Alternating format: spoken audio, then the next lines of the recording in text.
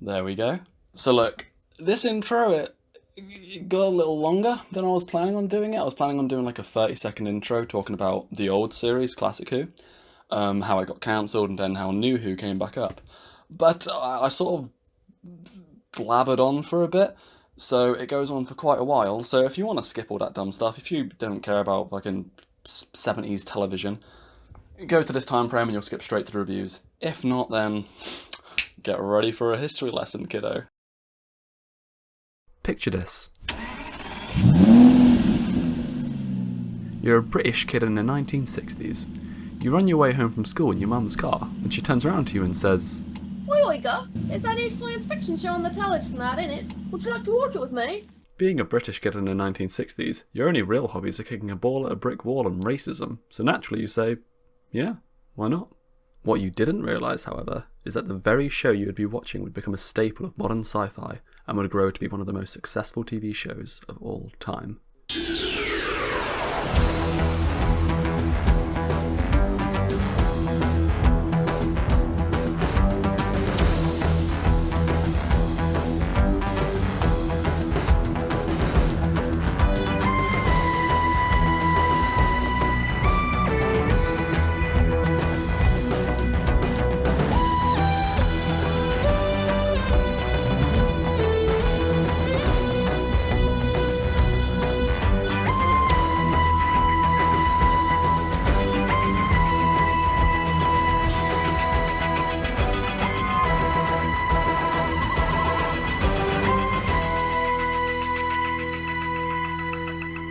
And after season 26 released, all the now grown-up fans collectively said, oh boy, that was a great season.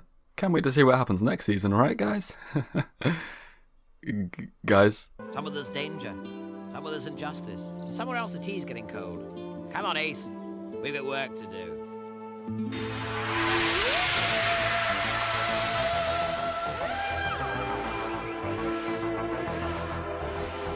So that was it then. Doctor Who was done.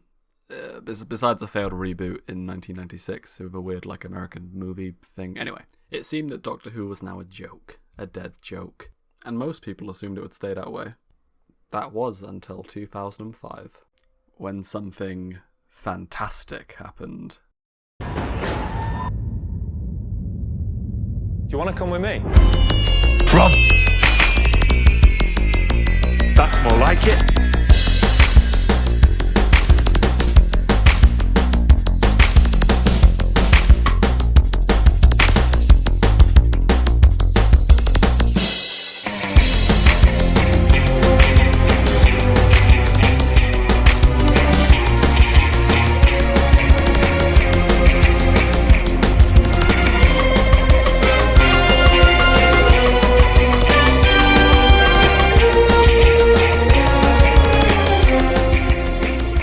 Oh, you better believe Doctor Who was back. And it was honestly better than ever. Better than any classic episode. That's right, I said it. Fucking fight me. It would capture a whole new generation of fans, including one fan who has very embarrassing memories of cosplaying the Doctor in public, and in his early 20s would decide to go back to each and every episode of the new season and review them, before dying horrifically on December the 17th, 2020. Oh, would you look at that, we've gone too far.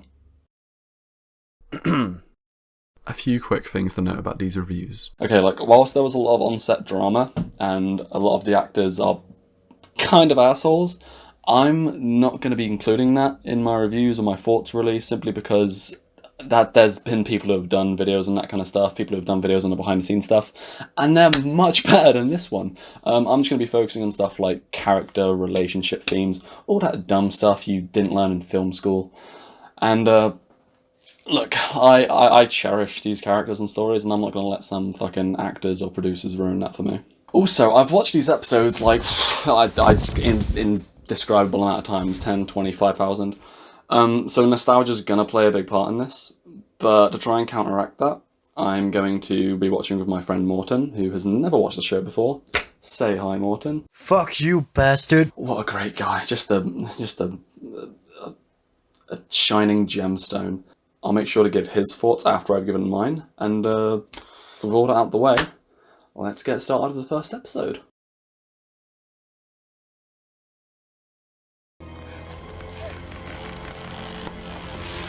Rob. The first 5 minutes of this episode are mwah.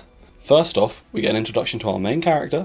Then we get this weird little alien mystery of like these weird moving mannequin things. And then on top of that, we get another strange alien mystery in the form of this Northern dude.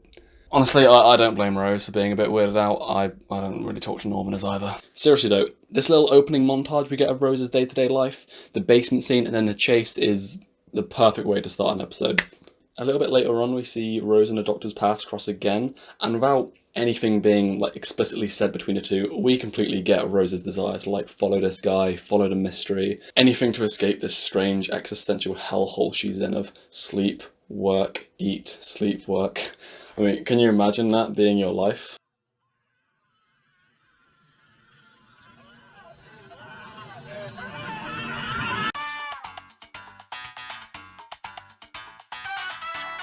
The Doctor's characterization in this scene is bloody perfect. He's charismatic and funny. What are you doing here? I live here. Well, what'd you do that for? But without taking away from his more serious nature. We're falling through space, you and me. Clinging to the skin of this tiny little world, and if we let go... That's who I am. Now forget me, Rose Tyler.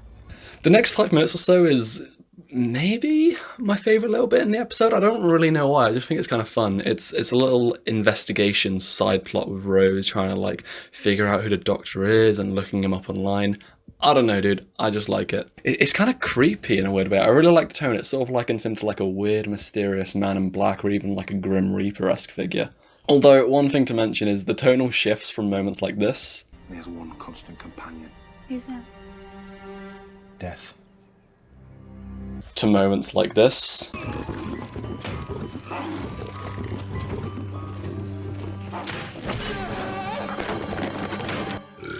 Maybe a bit too much for first-time viewers, but personally I've never really had an issue with it because I think it's a good little representation of the different sort of tones you're going to be seeing while watching the show. Anyway, the Doctor and Rose's paths cross again. Danger in the form of weird plastic Mickey is following Rose and the Doctor is following the danger. I wish I remembered the first time I saw the TARDIS. It's just such an iconic thing now that I can't even imagine not knowing what it was. But I have to imagine my reaction was somewhat similar to Rose's.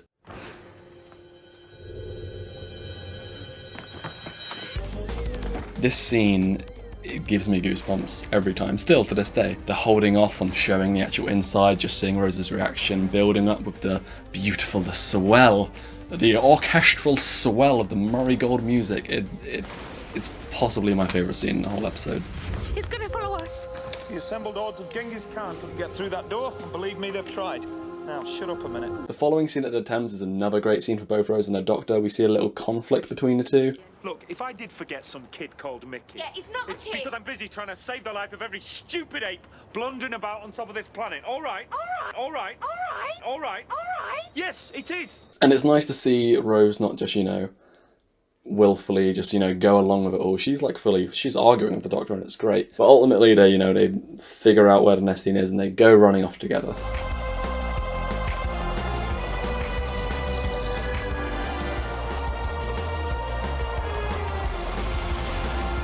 Look, the climactic scene of the Nestine consciousness, it's a pretty good one. We hear hints of this weird war that's going on and the guilt that the Doctor's associated with it or whatever.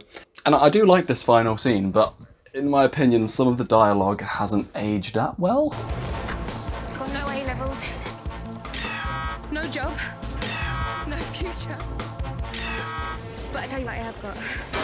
Junior score under 7's gymnastics team. I've got bronze. But besides that, it's a lovely little bit, and there we have it. The day is saved. The Nestines do their little "Ow, fuck my bones, oh god, Jesus." The final scene gives the Doctor offering Rose to come on some lovely space travels with him. This box isn't just a London Opry, It goes anywhere in the universe. Free of charge. She says no, and he swans off. See you around.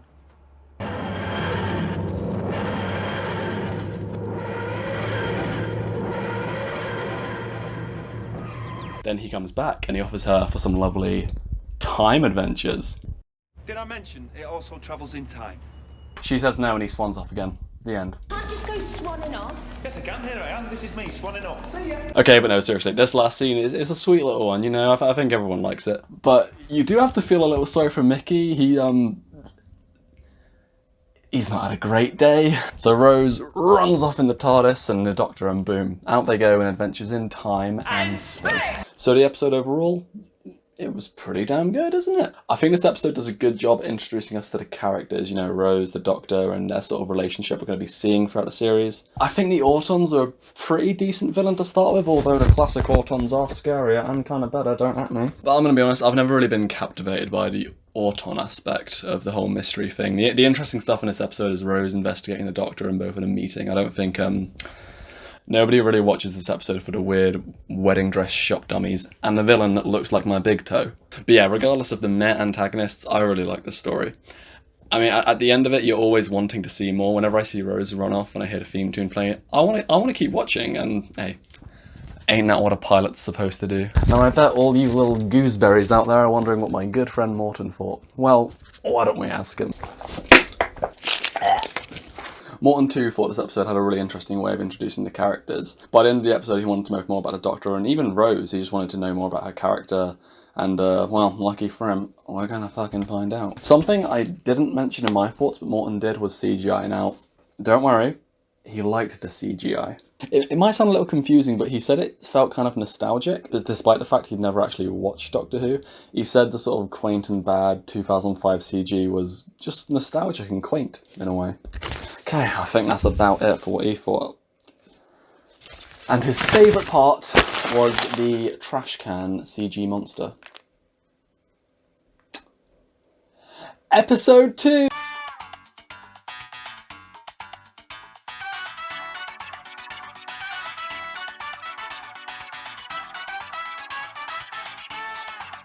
Coming in.